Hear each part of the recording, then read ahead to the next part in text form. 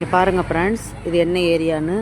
வாழ்க வளமுடன் ட்ரஸ்ட்டு, அறிவுத்திருக்கோயில். இந்த ட்ரஸ்ட்டில் இருந்து அப்படியே வாக்கபிள் டிஸ்டன்ஸில் தான் அந்த சித்ராங்கிற சகோதரியோட வீடு இருக்குது. நான் உங்களுக்கு அப்படியே காட்டுறேன் பாருங்கள்.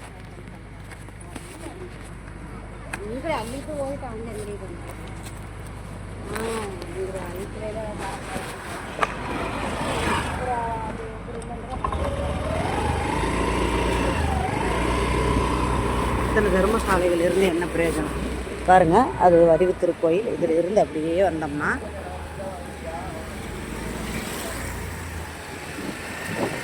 ஃபஸ்ட்டு கட்டு அறிவுத்திருக்கோயில் வந்து லெஃப்டில் ஃபஸ்ட்டு கட்டு, செகண்டு. இந்த கட்டில் அப்படியே உள்ளே போனால் லாஸ்ட்டில் ஒயிட் கலர் கார் இருக்குது பார்த்தீங்களா, டெட் எண்டாக தான். அதுக்கப்புறம் வீடுகள் இல்லை. அந்த கடைசி தான் அவங்களோட வீடு.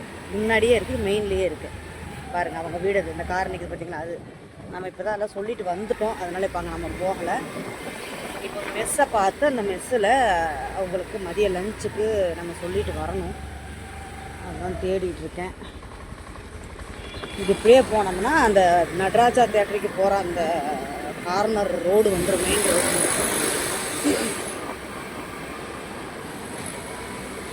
நிறைய பேர் ஃபோன் பண்ணிங்க, உங்களுக்கு நான் எதாவது ஹெல்ப் பண்ணுறதான்னு. பண்ணணும்னு விரும்புகிறவங்க திருப்பூருக்குள்ளே இருக்கீங்க அப்படின்னா நேரில் கூட பார்த்து உதவி பண்ணுங்கப்பா.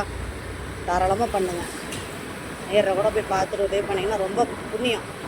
அது மாற்றி கட்டிக்க துணி கூட எல்லாமே எல்லாம் கிழிஞ்சிருக்கு. நைட்டி எடுத்துகிட்டு வரேன்னு நானே தான் சொன்னேன். இப்போ பார்த்தீங்களா, இது நடராஜ தேட்டர் அங்கே, இது இந்த கார்னரு.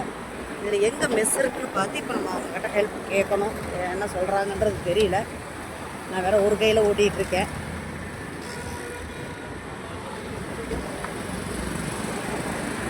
இப்படியே போய் ஒரு லெஃப்ட் எடுத்து கொஞ்சம் தூரம் போனால் டைமண்ட் தேட்டரி வந்துடும்.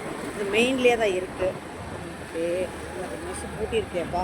இன்னும் கொஞ்சம் தூரம் தள்ளி ஒரு மெஸ்ஸுன்றது பார்த்து கொண்டாந்து தருவாங்களான்னு தெரியல. பிரேக் பிடிக்கணும்ல. ஆனால் மதியம் லஞ்ச் எத்தனை மணிக்கு ரெடி ஆகும்? ஆனால் டோர் டெலிவரி பண்ணுவீங்களா? இல்லை உடம்பு முடியாமல் இருக்காங்க பேஷண்ட்டு.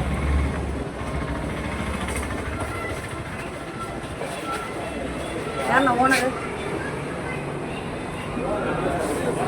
நான் லஞ்சு டோர் டெலிவரி பண்ணுவீங்களா? ஒரு பேஷண்ட் உடம்பு முடியாமல் இருக்காங்க மதியம். அப்படி இங்கே முன்னாடி தான் கொடுத்துருவீங்களா வீட்டில்? அதுக்கு ஏதாவது எக்ஸ்ட்ரா சார்ஜ்னாலும் பண்ணிக்கலாம். நடக்க முடியாத பேஷண்ட் நான் இல்லை. இப்போ யாராவது போகிறாங்கன்னா அதுக்கு ஒரு டெலிவரி சார்ஜ் வேணாலும் கொடுத்துக்கலாம்ண்ணா. அது வர முடியாது. வந்து பக்கத்தில் அக்கம் பக்கத்தில் யாருமே இல்லை, ஆதரவு இல்லாமல் இருக்காங்க. அவங்க ஹாஸ்பிட்டலுக்கு போயிட்டு போகிற வரைக்கும் அவருக்கு நீங்கள் ஓனரண்ணா? ஆனால் சொல்ல செய்வாரா? அண்ணா நான் இங்கே இந்த வாழ்க வளமுடன் ட்ரஸ்ட் இருக்கு இல்லையா, பக்கத்து 2வது கட்டில் ஒரு லேடி இருக்காங்க. உடம்பு முடியல, கால் நடக்க முடியாது. சாப்பாடு கொண்டே கொடுக்கணும் மதியத்தில். அந்த மாதிரி கொண்டாந்து கொண்டே கொடுக்க முடியுமா? டோர் டெலிவரி பண்ணிடுங்க. ஃபுட்டுக்கும் காசு கொடுத்தாரோ எடுத்துகிட்டு போய் கொடுக்குறோம். நான் அவருக்கு எதுவும் கூட சொன்னார். இல்லை எடுத்துகிட்டு போகிறதுக்கு ஏதாவது சார்ஜ்னாலும் நாங்களே 10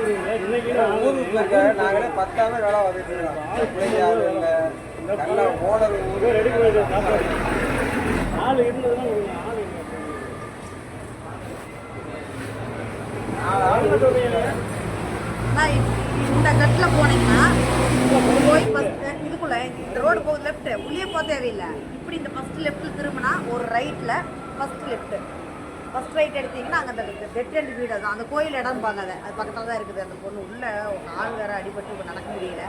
சாப்பாடை மட்டும் கொடுக்கணும். நாங்கள் அதுக்கு உண்டான ஃபஸ்ட்டே கூட கொடுத்துட்டு நீங்கள் 3 வேளையும் கொடுத்தாலும் சந்தோஷம். நான் புது பஸ் ஸ்டாண்ட்லேருந்து வந்து வாங்கி கொடுத்துட்டு போயிட்டுருக்கேன். நான் அதுக்கு ஏதாவது கொஞ்சம் ஏற்பாடு பண்ணீங்க. எனக்கு உங்கள் நம்பர் கொடுங்க, எங்கள் தலைவர் பேச கொடுக்குறேன். கார்டு இது இல்லையா? ஒரு விசிட்டிங் கார்டு கொடுண்ணா. ஒரு சர்வீஸ் தானேண்ணா நம்ம செய்கிற சேவை. ஏன்னா அது ஏன்னா வந்து வாங்குறப்போ இல்லை அவங்களுக்கு வாங்கி தரதுக்கும் ஆள் இருந்தால் பரவாயில்ல. ஆதரவு இல்லாமல் இருக்காங்க, அதான் விஷயம்.